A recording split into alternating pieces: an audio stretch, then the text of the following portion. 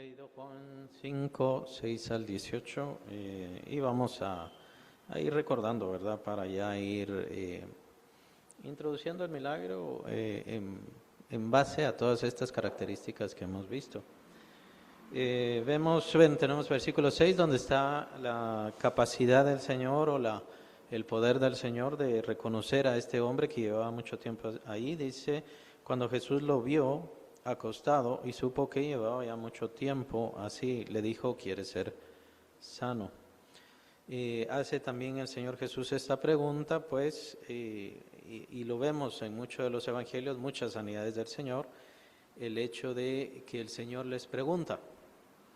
La idea es que ellos quieran buscar, que ellos quieran confesar, que ellos quieran y estén solicitando esa sanidad. Entonces, desde ahí ya empezamos a ver lo sobrenatural de todo esto, el conocimiento de Cristo, pero aunque el Señor tiene un conocimiento mayor, aún así eso nos enseña a nosotros que debemos estar pidiendo, Por un lado, porque la idea es estar buscando, puede ser que no esté bien nuestra fe, no tengamos una fe muy fortalecida, pero de todas maneras debemos seguir buscando. Este hombre, después de 38 años de estar enfermo, todavía estaba buscando, solo que no sabía qué. Pues ahora el Señor le iba a mostrar qué es lo que debía estar buscando. Perdón. Entonces, todo esto es una enseñanza para nosotros, una enseñanza de que mantengamos la fe, por un lado, pero también la búsqueda. Entonces, el llamado es hacia la fe, siempre para las personas. Lo que busca el Señor es estimular la fe. Solamente que ahora ya es una fe genuina, centrada, bíblica. ¿Cuál es la fe? La fe en Cristo Jesús. Eso es lo que debe buscarse. Este hombre estaba buscando en otras cosas, a eso no le llamamos fe, sino simplemente estaba buscando, mejor dejarlo así. Muchas personas están buscando, muchos creyentes, su fe ha flaqueado bastante, se ha debilitado bastante. Bueno, pero igual siga buscando, eso es importante. Por eso le dice el Señor, ¿quiere ser sano? A pesar de que el Señor ya sabía que por supuesto quería ser sano. Entonces el hombre le da la excusa, Señor, cada vez que se mueven las aguas, entonces yo quiero entrar, pero no me dejan, entonces no hay nadie que me ayude. Ahora le dice Jesús, versículo 8, Jesús le dijo, levántate, toma tu lecho y anda. Y al instante, aquí vemos ya el hecho o el evento milagroso, al instante aquel hombre fue sanado y tomó su lecho y anduvo y era día de reposo. Al instante el hombre recibe una sanidad total, que si tenemos que entenderlo, ya lo habíamos mencionado antes, el hombre tenía ya alguna distrofia, ya tenía arruinados, por así decirlo, sus músculos, sus huesos, debido a tantas décadas de no estar utilizando sus piernas, pero en un instante Dios tiene la capacidad de mejorar, de hacer uniones, conexiones, fortalecer sus músculos, fortalecer sus huesos, ¿no? Entonces vemos las capacidades del Señor al hacer esto de forma instantánea. De forma instantánea era necesario debido a, ya que la última característica de los milagros es que según la necesidad era necesario que fuera sanado de forma instantánea, pregunto. Y me llama la atención todo el caso porque pareciera que lo siguiente no está, lo del asombro. Sí, se había apartado la gente, versículo 13. Y el que había sido sanado no sabía quién fuese porque Jesús se había apartado de la gente que estaba en aquel lugar. Es un tanto extraño la forma como se escribe, ¿no? Porque pareciera como que no hubo un tumulto, no hubo una gran exaltación entre toda la multitud al estar viendo a este enfermo. Llama la atención. Por un lado, sí vemos en otros milagros cómo la gente está observando, ven el milagro, en el paralítico que aparece en Lucas, el cual hemos mencionado varias veces, toda la gente estaba viendo al paralítico y hasta los fariseos se quedaron callados, no tuvieron nada que decir. Llama la atención este milagro porque pareciera que era tanta la gente y estaban con tanta tensión viendo la cuestión supuesta del ángel, no sabemos si sí o no, pero esta situación del ángel, que en realidad el Señor Jesús sana al paralítico y el Señor se aparta y el paralítico ya solamente toma su lecho y mejor se va. Es un tanto extraño, ¿no? Pero muchas veces así son los milagros del Señor. Tenemos que poner en cuanto a asombro más o menos, porque no nos da evidencia de que toda la multitud se asombró. No nos da evidencia de que toda la multitud se apartó, pero sí puede ser entonces esta la razón por la cual era necesario hacerla de forma instantánea. La idea era por la multitud. Consideren al mismo Satanás, ¿no? Satanás es como una especie de mago y él busca hacer eso precisamente, un acto de magia, un show, un espectáculo. Dios no es un show, Dios no es un espectáculo, Dios no es un acto de magia. Y tratar de evitar eso es importante para Dios. Por esa razón también es que Él varias veces le dice a las personas que sana, no le digas a nadie. No le digas a nadie. Aún así, obviamente, era imposible, ¿no? Una persona que ya no podía ver, de pronto podía ver, obviamente todos le van a preguntar qué pasó. Lo que pasa es que ahí había un hombre y él fue el que me sanó. El punto es que el Señor procuraba apartarse. Estaba en esta situación de, ya lo hemos hablado, era el segundo año, ya lo estaban persiguiendo, pero todavía Él regresa para siempre dar testimonio. O sea, no deja Judea solo así y se queda en Galilea, sino que regresaba y trataba de estar un poquito entre la multitud y pasar desapercibido, debido precisamente a que los milagros son maravillosos y esto pasó tan rápido, tan inmediato, que el Señor solo le dice, toma tu lecho, levántate. Muy probablemente lo que sucede es que el hombre se levanta, toma su lecho, y cuando ya está incorporado, Jesús ya no estaba ahí. Muy probablemente en ese momento Jesús ya se apartó. Precisamente por eso, porque el Señor está alejándose del espectáculo. ¿Por qué razones? Solamente se me ocurre de que si estas personas estaban ahí esperando que un ángel se manifestara a mover las aguas,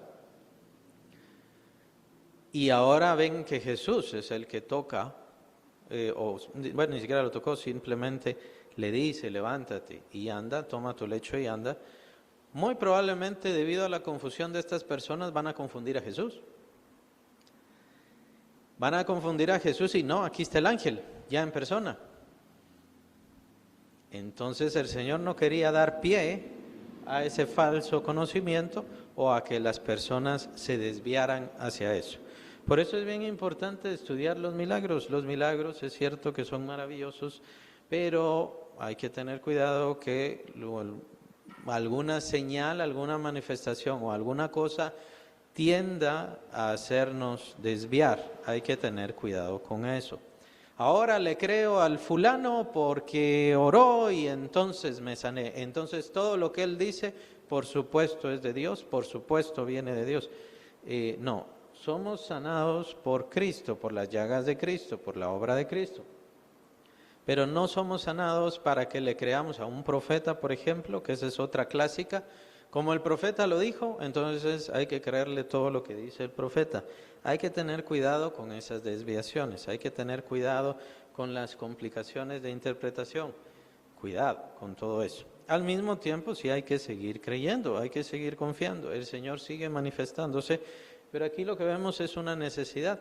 Para que no se hiciera un tumulto, un espectáculo, el Señor no levantó las manos y en el nombre de Jesús o con voz elevada. Se nota que están en una conversación con el paralítico. El paralítico está ahí, a la par de Cristo, y Cristo solamente le está hablando, y entonces le da simplemente las palabras. Diría yo palabras que los demás ni siquiera escucharon. Pero sí, probablemente hubo uno que otro que yo conozco a este hombre y este hombre no podía caminar. ¿Qué pasó? Y ya vemos lo que dice después el hombre, ¿no? Bueno, vamos a seguir leyendo. Al instante del hombre, versículo 9, aquel hombre fue sanado y tomó su lecho y anduvo, y era día de reposo aquel día. Esto es importante porque por lo que va a surgir el conflicto con los fariseos. Versículo 10. Entonces los judíos dijeron a aquel que había sido sanado: es día de reposo, no te es lícito llevar tu lecho. Él le respondió: el que me sanó, él mismo me dijo: toma tu lecho y anda. El que me sanó. Bien interesante esto, porque aquí está señalando fue un hombre, fue una persona. Y lo cierto es que en este momento ni siquiera sé quién es. Solamente estaba ahí, solamente me preguntó, me dijo levántate y ya. Y a veces es así como puede manifestarse un milagro. Una cuestión o una situación la cual nosotros no sabemos exactamente cómo vino o de dónde vino. Claro, sabemos que es Dios, sabemos que es por la obra de Cristo, pero tal vez yo llevo tantos años con el malestar, llevo tantos años con dolor y de pronto, inmediatamente, se va. ¿Es algo malo que yo no le esté agradeciendo? Tal vez pasé 5 días sin darme cuenta que ya se había ido el dolor. ¿Es algo malo? ¿Cometí algún mal? Y a los 5 días me doy cuenta, ya no tengo el dolor más. No es que sea malo, sino que así es. Es la naturaleza muchas veces de las manifestaciones de Dios. Dios no hace un espectáculo, Dios no pone luces, Dios no hace que se vean sombras, Dios no hace que se vean colorcitos, ni ninguna cosa. Dios simplemente hace la obra, simplemente da el mandato, hace los cambios. ¿Cuál es el sentido de ese milagro? Y es lo que debemos estudiar acá, es bien importante. Entonces este hombre supo que Jesús lo había sanado y ni siquiera sabía quién era. El hombre que me sanó, ese me dijo que tomara mi lecho y que me fuera. Ya sabemos que la cuestión del lecho pues es más que nada para corroborar la fortaleza y la sanidad. El milagro definitivamente hecho sobre este hombre estaba bien certificado. Un hombre paralítico no iba a poder cargar su lecho en ese mismo día en que fue sanado. Mucha sugestión, y eso es bien importante que la Biblia atiende esto. Hay sugestiones que hasta pueden hacernos olvidar el dolor, pero el mal ahí sigue. Ahora, eso es sugestión. Ahora, Dios no está haciendo sugestión, el Señor no está haciendo sugestión acá, el Señor Jesucristo, sino que está corroborando que definitivamente este hombre ya podía caminar, ya tenía fortaleza, tenía capacidades para hacer diferentes cosas. Versículo 12, entonces le preguntaron: ¿quién es el que te dijo toma tu lecho y anda? Versículo 13, y el que había sido sanado no sabía quién fuese, porque Jesús se había apartado de la gente que estaba en aquel lugar. Versículo 14. Después le halló Jesús en el templo y le dijo: mira, has sido sanado, no peques más, para que no te venga alguna cosa peor. Bien, aquí entonces ya nos está dando otro sentido el milagro. No es el único sentido. De hecho, más adelante ya vamos a ver y este milagro siempre será el trasfondo de todas las palabras de Jesús. Jesús viene a dar una cátedra, una disertación, y viene a dar mucha teología en este capítulo y concluye con eso. Pero el trasfondo de todo esto es este gran milagro. Y que no se nos olvide siempre la cuestión de los ángeles. Porque la gente sigue creyendo en los ángeles, la gente sigue creyendo en el poder de los ángeles, lastimosamente. No digo que los ángeles no tengan poder, no digo que los ángeles no tengan fuerza, capacidad o inteligencia, pero no nos corresponde a nosotros y nunca se nos ordenó a nosotros como seres creados por Dios el estar buscando a los ángeles para recibir de ellos inteligencia, conocimiento, sanidad, bendiciones o recursos. Las bendiciones vienen de Dios. A quien debemos nosotros pedir, suplicar es a Dios. Así que es muy claro este trasfondo, muy importante este trasfondo, y de ahí el Señor Jesús va a dar esta gran enseñanza, todas estas grandes enseñanzas, porque incluso va a hablar hasta del fin de los tiempos. Es un milagro maravilloso, pero que pareciera como que no causó mucho asombro. De hecho, los mismos judíos que le preguntan al hombre ni siquiera dicen: sí, nosotros sabíamos que tú estabas enfermo, ni siquiera eso lo dicen.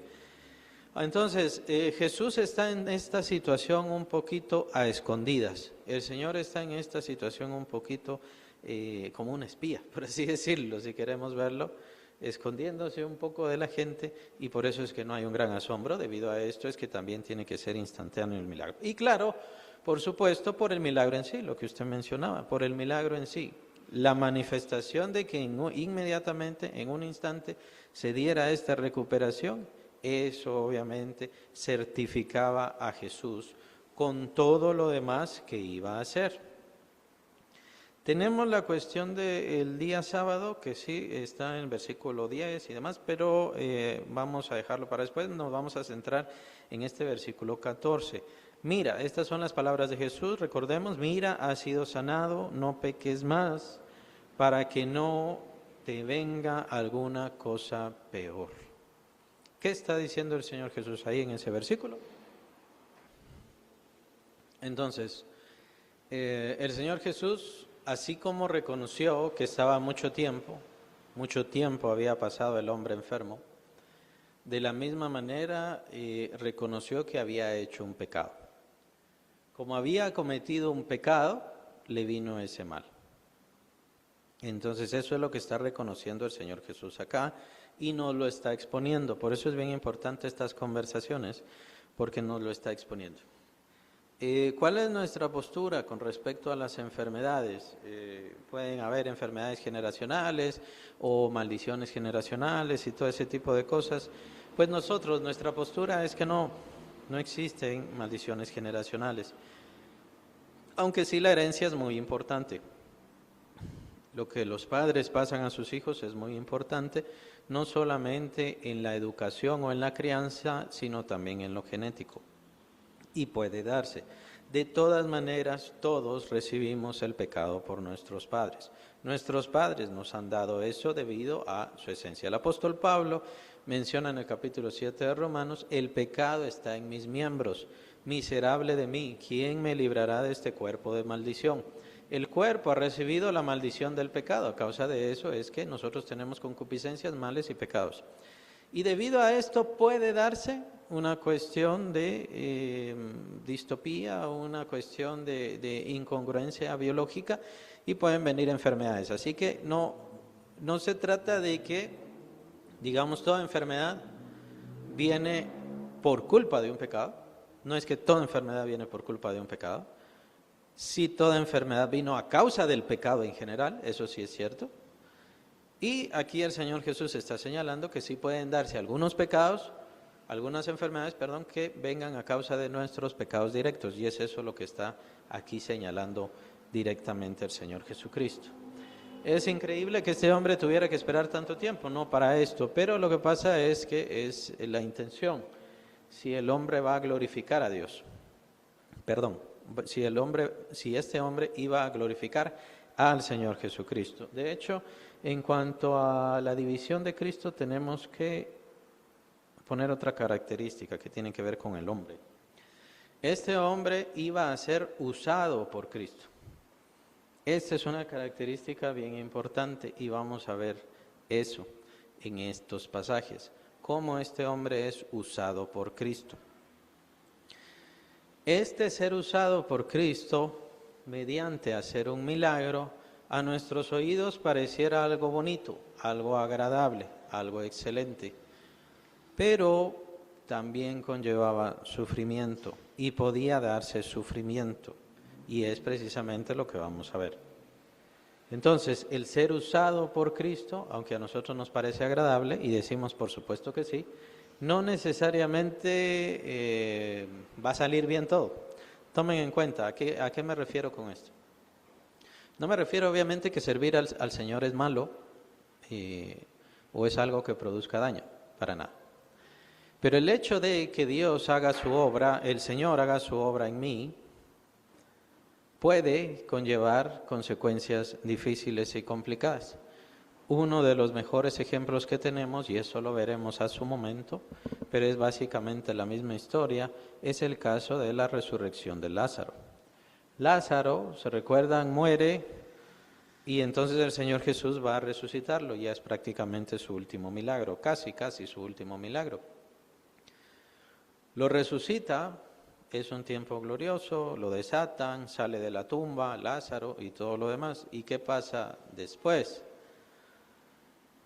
Tienen que perseguir al Señor Jesús y concluyen que definitivamente tienen que quitarle la vida. ¿Y qué otra cosa? Empiezan a perseguir a Lázaro. Entonces Lázaro muere, el Señor lo levanta y después los fariseos quieren quitarle la vida. Los fariseos quieren quitarle la vida a Lázaro, porque es el del milagro. Entonces, eso significa ser usado por el Señor Jesús. A veces ser usado por el Señor Jesús significa persecución, significa entrar a conflictos, entrar a problemas. Por eso es de no ver a la ligera esto. Cuando nosotros le pedimos un milagro al Señor Jesucristo, la pregunta, o una pregunta muy importante, es si quiero que el Señor use mi vida. Si quiero que el Señor use este milagro para glorificarse, si quiero que el Señor use este milagro para exaltarse. Que es muchas veces cuando nosotros le decimos a alguna persona o le hablamos a alguna persona sobre algún milagro que nos ha pasado y ellos se ríen en nuestra cara. Nos dicen que estamos locos, nos dicen que estamos esto. ¿Y qué tenemos que hacer nosotros? Seguir hablando y seguir dando testimonio y aguantarnos ese conflicto. ¿Qué es lo que quiere hacer el Señor?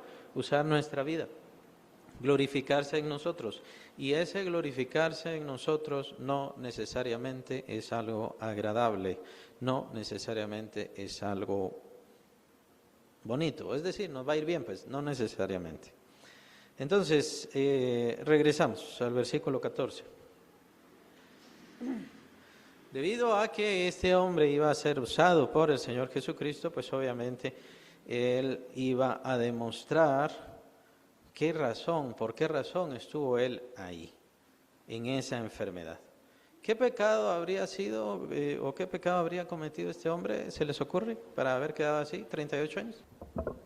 Bien, siempre tenemos esa tendencia, ¿no? Esa tendencia a ir evaluando, a ir sacando medidas. ¿Qué pecado habría hecho este hombre para haber merecido eso? Aunque no necesariamente puede ser de esa manera. Recordemos, de hecho, que Dios formalmente no está dando justicia en este tiempo. En este mundo Dios no está ajusticiando a nadie. Dios no está comprometiendo a ninguna persona. Es decir, si fuera por cuestión de cualquiera de los 10 mandamientos, ya no existiría ninguna persona sobre el mundo, ¿no? Entonces, en realidad no necesariamente puede ser una cuestión de justicia, solamente estamos especulando. Puede ser de que a consecuencia de algún robo, entonces le hicieron daño, lo lastimaron. Y a causa de eso, él quedó paralítico. Puede ser también una cuestión de promiscuidad y entonces alguna enfermedad venérea. Entonces solamente son casos, solamente son consecuencias a causa de el mal que uno hace. Entonces muchas veces no es cuestión de verlo en modo de yo peco y el Señor me manda el pago, la cancelación de ese pecado. No necesariamente verlo así, sino más bien las consecuencias de nuestro pecado, y muchas veces el Señor solo tiene que dejar pasar las consecuencias de mis malos actos. Muchas veces. Porque el Señor es benevolente, es misericordioso, muy bondadoso, es que no nos deja ver todas las consecuencias de nuestros actos, todos los males que vienen en consecuencia. Y no necesariamente es que esté entrando a juicio y entonces Dios esté dando la cancelación de esto. Tomen en cuenta que el infierno ni siquiera es ya el pago de los pecados.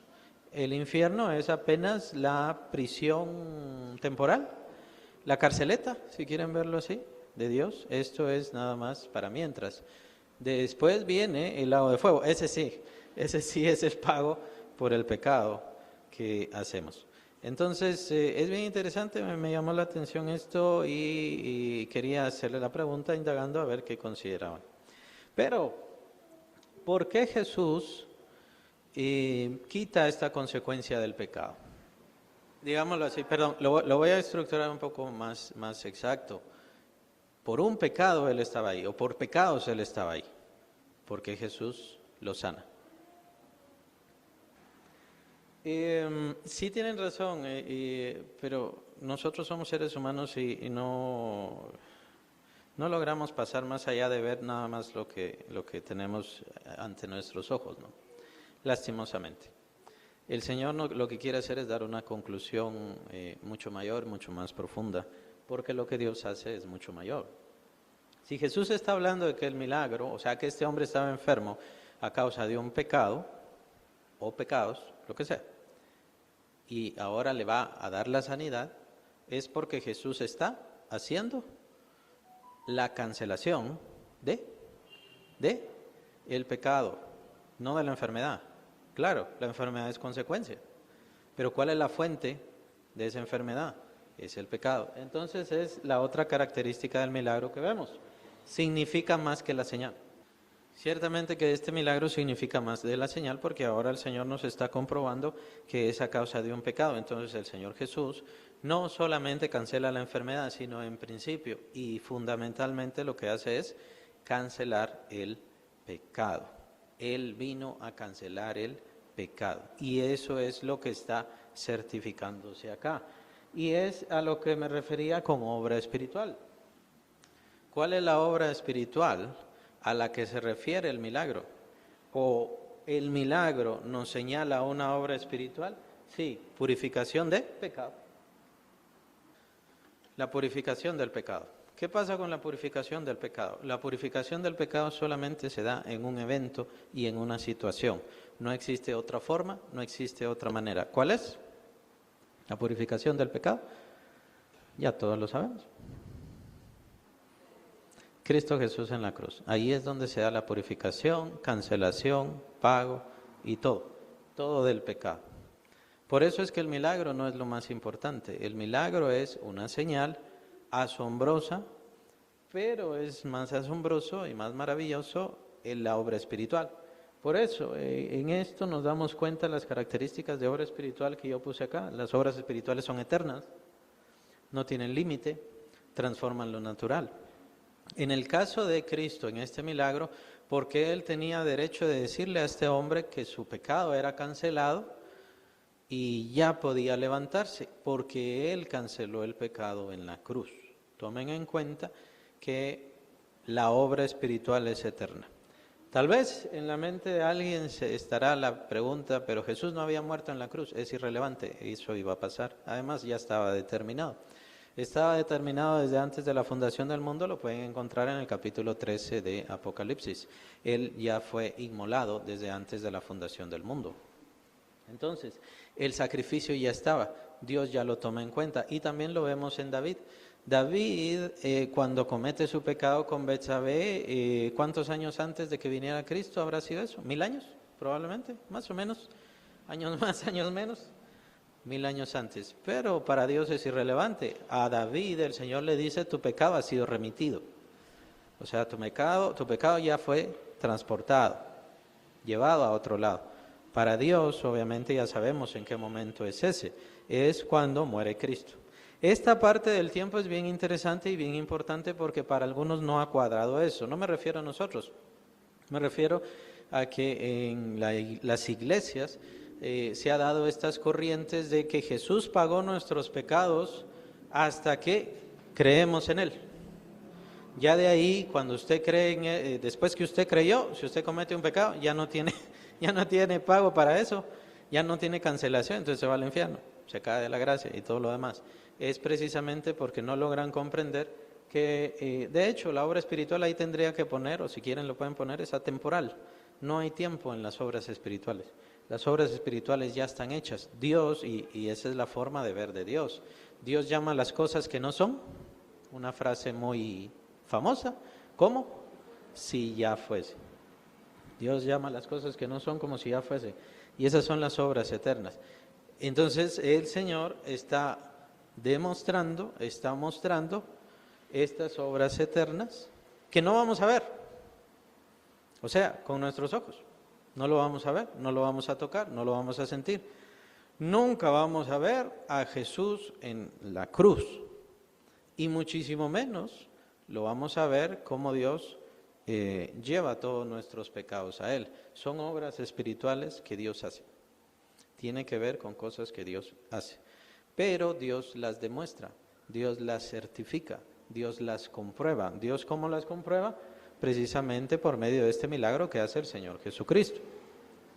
Entonces es a eso a lo que se refiere, que el milagro significa más que la señal. El milagro es una señal.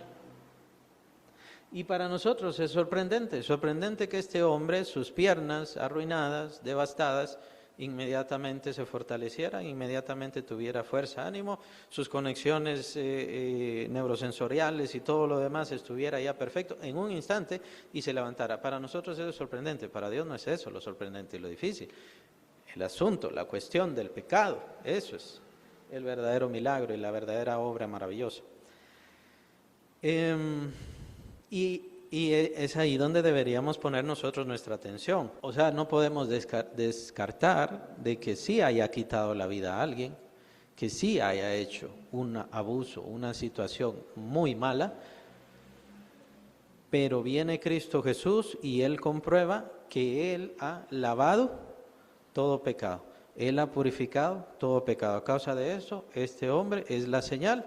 Y entonces, ¿señal de qué? Señal de que Jesús ya ha quitado todo el pecado. No sé si se entiende esto. ¿Tienen alguna duda, alguna pregunta? ¿En dónde estaban poniendo su vista los judíos? Y entonces aquí vamos a ver un desafío. ¿Sí? En el día de reposo. ¿Qué pasaba con el día de reposo? Ahora regresamos entonces al versículo 9 es donde él es sanado y al instante que el hombre, esto es después de las palabras de Jesús, al instante que el hombre fue sanado y tomó su lecho y anduvo y era día de reposo, aquel día. Entonces los judíos dijeron a aquel que había sido sanado, es día de reposo, no te es lícito llevar tu lecho. Perdón, esta es una de las razones por las cuales solo ponemos en cuanto a asombro, más o menos, porque es como que el milagro pasó desapercibido. No hubo un tumulto, no hubo ¿qué fue lo que pasó aquí? Sino que el hombre solamente agarró su lecho y yo me imagino que el hombre solo agarró su lecho con la orden de Jesús y Jesús se fue, porque lo dice el versículo 13. El que había sido sanado no sabía quién fuese porque Jesús se había apartado de la gente que estaba en aquel lugar. O sea, el hombre, yo me lo imagino así. El hombre levanta su lecho y ya cuando se levantó y pudo caminar y buscó a Jesús, Jesús ya no estaba, Jesús se había apartado de la gente. Entonces es bien interesante estas formas del Señor Jesucristo. Ahora, entramos a la cuestión, al dilema del día sábado. Él le respondió, el que me sanó, versículo 11, el que me sanó, él mismo me dijo, toma tu lecho y anda. Entonces le preguntaron, ¿quién es el que te dijo, toma tu lecho y anda? Y el que había sido sanado no sabía quién fuese, porque Jesús se había apartado de la gente que estaba en aquel lugar. A esto es a lo que me refiero con ser usado por Jesús. Si le pedimos al Señor Jesús un milagro, ¿estamos dispuestos, estamos listos para ser usados por Jesús? Y ya vemos el primer conflicto en este hombre, en lo que le sucede a este hombre. Jesús le dice, toma tu lecho, vete a tu casa. Inmediatamente vienen los legalistas, vienen los religiosos, vienen los de hueso colorado y lo confrontan. Lo confrontan, lo juzgan y lo empiezan a interrogar. No te es lícito, esa palabrita no te es lícito, ¿a qué se refiere? Estaba quebrantando la ley, ¿cómo se le llama eso? Sí, pero en la ley de Moisés, ¿cómo se llama? Ante el Señor, pecado. Le estaban diciendo que estaba cometiendo un pecado. No, pero este era el hombre. Al hombre que acababa de ser sanado. Entonces ahora viene a ser confrontado. Obedecer la orden de Cristo, obedecer lo que les decía estos hombres. Y esto pasa. O sea, es una figura muy simple, muy pequeña y casi que nos pasa solo porque sí. Creo que tal vez hasta que uno está en esas situaciones en donde uno tiene que obedecer al Señor o ya sea obedecer a la religión que ha conocido y que ha comprendido. A muchas personas les ha pasado ese milagro, a muchas personas les ha pasado un beneficio, una bendición, un encuentro con Cristo. Bueno, ahora va a tener que enfrentarse a lo que le dice el mundo, a satisfacer al mundo, a agradar al mundo. o a lo que le dice el Señor. Y eso es muchas veces lo que pasa con las personas que se convierten.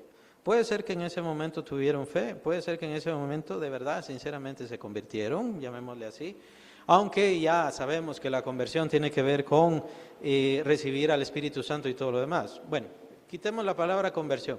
Una persona que acepta, una persona que toma su decisión por Jesús, va a tener que enfrentarse. Es decir, una persona que toma su decisión por Cristo está enfrentándose ante la bendición de que sus pecados ya quedaron borrados y ya quedó libre de toda cadena y de toda esclavitud y puede entrar al cielo. Pero va a tener que enfrentarse a los dichos de las personas, a la religión de las personas, y va a tener que decidir ahí. Ahí es donde se toma la verdadera decisión. Tomar la decisión ante nosotros, en teoría, es fácil. La decisión ante quien les pregunta, ante quien les da la palabra es fácil. Ante el mundo, todos los días de su vida, es el conflicto. Ahí es donde viene el conflicto de las personas. Para esas personas bien puede ser que sientan el descargo de sus almas, el alivio de ya no tener pecados y todo lo demás, pero entonces van a venir los conflictos. A veces problemas de dinero, a veces los amigos se van, a veces los familiares nos señalan, o hay religiones que dicen, si fulano se va con los evangélicos, entonces de una vez para ustedes, él está muerto o fulana está muerta. Y los familiares terminan pensando así. Bueno, entonces es el desafío para esas personas. ¿Dejará que el Señor Jesús utilice su vida? ¿Dejará que el Señor Jesucristo use su vida, se manifieste, se glorifique en usted? ¿O se va a ir con el mundo a satisfacer al mundo? Y por supuesto ya sabe las consecuencias al respecto. Y así pasa con los milagros. A veces el Señor da milagros, pero las personas no dejan su religión. Más o menos era la cuestión de Nicodemo. Ahora ya estamos viendo un poco más claro todo esto. Nicodemo, bueno, tenía interés. Decía que Jesús era un verdadero maestro que había descendido de Dios, que había venido de Dios. Nadie que no venga de Dios puede hacer las cosas que tú haces, ciertamente sí. ¿Por qué no le siguió? ¿Por qué no le sigue? ¿Por qué no le obedeció? Siguió escondido.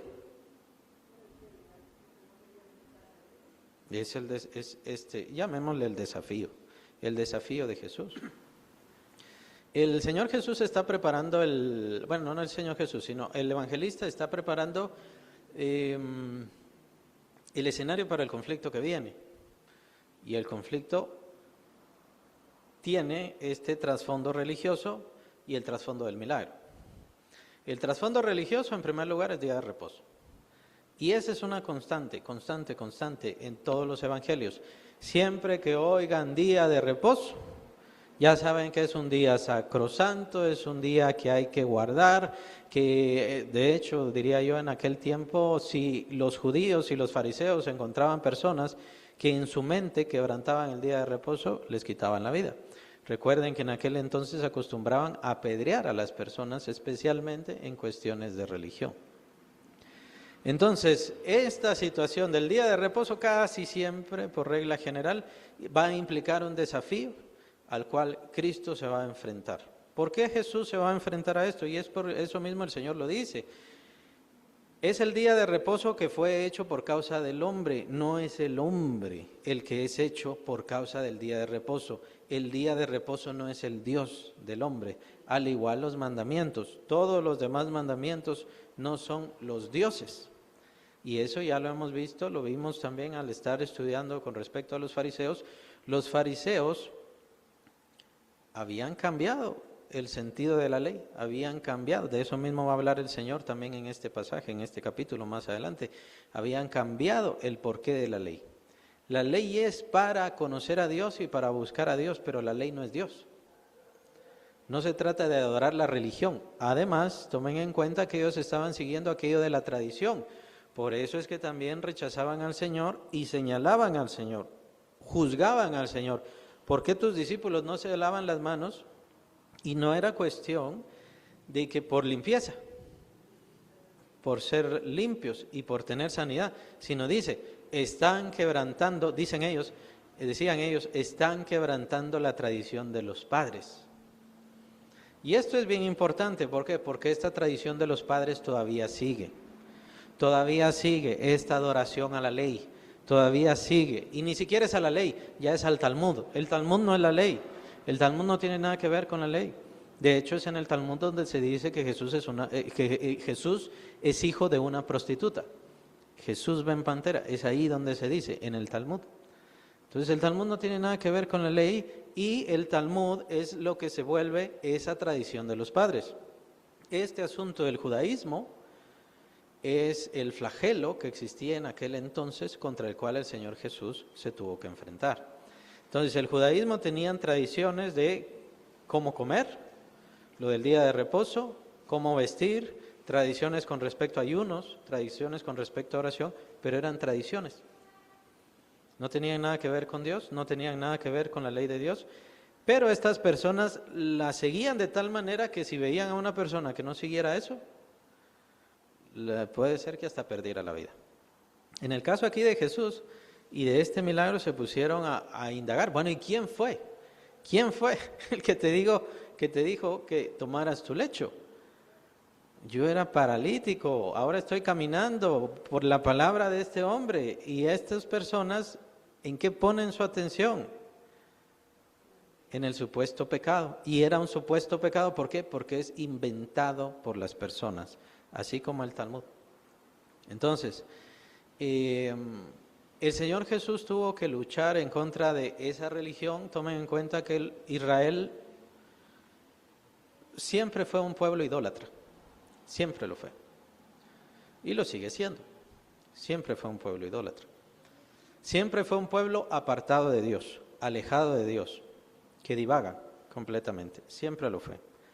El Señor Jesús le quita los ídolos, y cuando le quita los ídolos, que ya es cuando la paciencia del Señor se cansa, es en el tiempo del cautiverio con Babilonia. Los judíos regresan, pero no crean que se les quitó la idolatría. Ahora la idolatría es hacia la supuesta ley, porque no es cierto que siguieran la ley, nunca siguieron la ley. Y nunca se quedaron con la ley. Dios solamente les da la ley de Moisés, esto es lo que ustedes tienen que seguir. Ellos dijeron, no, la tradición de los padres, hagamos lo que nos dicen los ancianos. Y es hasta nuestra fecha donde viene ya esta cuestión del Talmud, que no tiene nada que ver con Dios, no tiene nada que ver con la ley. Pero ellos lo ponen en el mismo lugar. Y por supuesto por eso rechazan a Cristo. ¿Cuál es el gran pecado de todo esto? ¿Cuál es el gran pecado de todas estas costumbres? Que por eso rechazaron a Cristo y por supuesto se decidieron a quitarle la vida al Señor Jesucristo. Y lo vamos a ver también en este capítulo. Entonces, cada vez que se vea o se estén leyendo en los evangelios, era día de reposo, o este conflicto, alguien le pregunta, ¿por qué llevas tu lecho en día de reposo?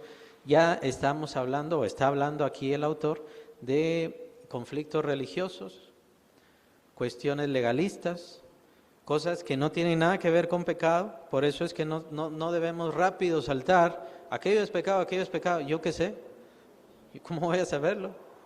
O una persona está enferma, por un pecado, de plano tiene algún pecado. Pecado tenemos todos y todos deberíamos estar bien enfermos por todos nuestros pecados, ¿sí? Sí, aunque no sé si a eso se refiere, yo tal vez esto es lo que entiendo. No es que siempre existió el día de reposo. El día de reposo fue establecido al pueblo de Israel por Moisés en lo que acaba de leer de Éxodo. Ahí fue establecido, ¿verdad? Ahora sí dice el Señor, 6 días trabajó Dios y al séptimo descansó. Está bien, entonces a causa de eso Él toma el día de reposo. Pero no necesariamente es que se existiera ese descanso. Si queremos verlo así, al menos en la definición de los días de aquellos tiempos, hasta donde yo sé, ¿cómo se llamaban los días? Ahora nuestros días se llaman lunes, martes, miércoles. Nuestros días, ¿no? Lunes, martes, miércoles, que en realidad es en causa de los planetas y esto en realidad es a causa de los dioses romanos. Los dioses romanos se llamaban Plutón, Neptuno y así. Entonces nosotros tenemos esas divisiones. En aquel entonces la división de los días era primer día, segundo día, tercer día, cuarto día, quinto día, sexto día Y el séptimo, no se le decía séptimo día, se le decía Sabbat. ¿Ya? Entonces, puede ser que la división se haya quedado, y es muy probablemente que se haya quedado. Pero recuerden que en aquel entonces todavía no estaba dividido todo como un pueblo. Es hasta que es dividido todo como un pueblo, es decir, con Moisés, que queda ya establecido el día de reposo. Sí, esto ya ha quedado bien definido por parte del Señor Jesús. Es el Señor Jesús quien determina todo esto, aunque el tema no es este, ¿verdad? Pero esto ya fue bien definido por el Señor Jesucristo. Toda esta lucha, todos estos conflictos que tuvo Jesús con los judíos fueron, una de las principales razones es por el día de reposo, por el Sabbat, por la cuestión de la adoración. Entonces, no sé si es en este pasaje, por cierto, que dice Jesús, mi Padre hasta ahora trabaja y yo trabajo. Vean, versículo 17. Este es uno de los pasajes que nosotros como iglesia debemos tomar para no seguir esa forma religiosa, esa forma incorrecta de que no puedo caminar tantos pasos porque ya estoy trabajando, entonces ya estoy cometiendo algún pecado. ¿Cómo que el Señor está contando los pasos? ¿No? Es la misma historia con la gula. Es que la gula es mala, la gula es pecado. El Señor está contando cuántos panes se está comiendo, cuántas pizzas se está comiendo. Y entonces si usted se come una pizza entera, entonces se pone enojado el Señor, se pone bravo, ya está pecando. Eso es pecado. La gula no es pecado, esos son inventos humanos. Es precisamente lo que tiene que ver con esto. Son inventos humanos supuestamente para fingir una falsa religión, una falsa búsqueda de Dios. Claro, si usted come de más, le va a venir diabetes, se le va a fastidiar la presión, se va a morir antes, algún ataque al corazón, vaya, es su gusto, es su gana y es consecuencia de usted, no es culpa de Dios. No le toca a Dios, ni es enojo de Dios, ni es porque Dios esté molesto, es culpa de usted. Pero ahí no tiene nada que ver el pecado. Claro, el Señor nos manda que seamos juiciosos y administremos bien nuestro tiempo, de todas maneras se va a morir, de todas maneras. Entonces, ¿para qué se va a evitar cosas que le son agradables? Tal vez es lo único agradable que tiene. Es que es gula. No tiene nada que ver ahí el pecado no tiene nada que ver con eso. Entonces, es básicamente los mismos inventos. Claro, estaba el día de reposo, pero el Señor Jesús en este mismo pasaje, y eso que no hemos leído el 17 completamente, pero precisamente habla sobre esto. Aún este tiempo, Él lo usa para trabajar, por lo tanto, también la iglesia tiene que utilizarlo para trabajar. La iglesia tomó estos pasajes y esta forma de ver de Cristo para, por un lado, tomar el día del Sabbat para trabajar, para que la iglesia trabaje el día del Sabbat. Bueno, ¿cómo va a trabajar la iglesia el día del Sabbat? Y esto es lo que vemos en costumbre con respecto a los misioneros, a los evangelistas, a los apóstoles. Se recuerda, y lo pueden ver en Hechos bastante. Fue Pablo a predicar, ¿y a dónde fue a predicar? ¿A dónde fue a evangelizar? Lo van a ver muchas veces. Es la costumbre de Pablo, la costumbre de los misioneros, de entrar a las sinagogas. Dice, y entró a la sinagoga de ellos, o entraba a las sinagogas y discutía la palabra de Dios. ¿Eso quiere decir qué? ¿Qué día era? No lo dice específicamente, pero si entraba a las sinagogas y ahí estaba la gente y entraron ellos a evangelizar, era sábado. Ellos empezaron a utilizar el Sabbat para trabajar, o sea, empezaron a utilizar el Sabbat para evangelizar. ¿Ya? Y entonces, bueno, ya no se reúne la iglesia. ¿O se iba a reunir la iglesia? ¿Se debía reunir la iglesia o no se debía reunir la iglesia? Sí, se debía reunir la iglesia y es por eso que vemos ya desde el primer siglo apartando el primer día de la semana, que es lo que llaman, o la iglesia primitiva llamó, ¿cómo? El día del Señor. Entonces estaba el Sabbat, que ellos en sí no lo guardaban como judíos, sino que se dedicaban a evangelizar. Y entonces el día primero de la semana ellos tomaron ¿cómo? El día del Señor. Y eso lo vemos en el primer capítulo de Apocalipsis. Desde el primer capítulo de Apocalipsis, o sea, desde el primer siglo, ya la iglesia estaba acostumbrando a apartar el primer día para reunirse como iglesia. ¿Por qué? Porque si tomaban el Sabbat para reunirse, entonces ¿en qué momento iban a evangelizar? Ellos empezaron a tomar el Sabbat para evangelizar. ¿Por qué? Porque le estaban publicando al pueblo judío primero la salvación del Señor. Este era un mandato del Señor, un deseo del Señor para que tuvieran refrigerio. Ya había una sentencia en contra de los judíos del tiempo de Cristo y de los apóstoles. Había una sentencia. Sabemos que se cumple en el año 70. Todo es destruido, incluido el templo. Entonces, por eso ellos tenían la obligación, el esfuerzo, el ánimo de entrar a las sinagogas y de evangelizarles para que se apartaran de todos sus errores. Bueno, y entonces como iglesia, ¿cuándo se van a reunir? Dijeron, vamos a apartar el primer día. El primer día nos vamos a reunir para apartarnos como iglesia y es lo que se llama el Día del Señor. Ahora, si ustedes dicen, hay una cláusula en algún lado, así como ya ven, sobre todo ahora que es tan famosa estas tonterías de las redes sociales, no van a ver en TikTok, no existe ninguna cláusula bíblica que diga que se debe hacer esto, o que se debe diezmar, o que se debe ir día domingo, entonces es que no es así, son organizaciones de la iglesia conforme fue dándose la historia, es así, como se ha hecho las cosas.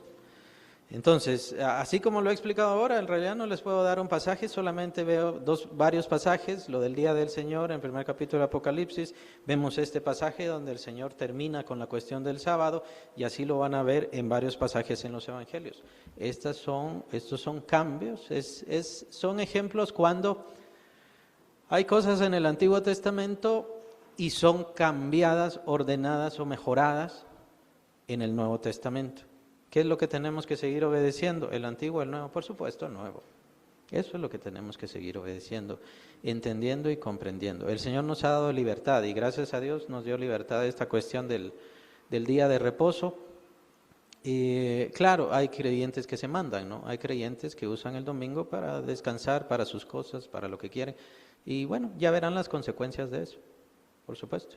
Si es que de verdad son creyentes, que todavía está esa gran duda, ¿no? Si yo soy creyente, quiero buscar al Señor. Si soy creyente, quiero buscar al Señor. Y no es que no lo busque en su casa, es que es la gran diferencia. La iglesia es una asamblea, es una reunión de creyentes. Por eso, lo que yo hago individual es muy diferente a hacerlo en colectivo. Son diferencias que ve el Señor y hay bendiciones que el Señor aparta para mi relación individual y para esta relación en asamblea que todos tenemos, ¿verdad? Entonces sí fue bien importante para los creyentes en aquel entonces, sí le empezaron a llamar el Día del Señor al día domingo y sería bueno que también nosotros le llamáramos así, el Día del Señor.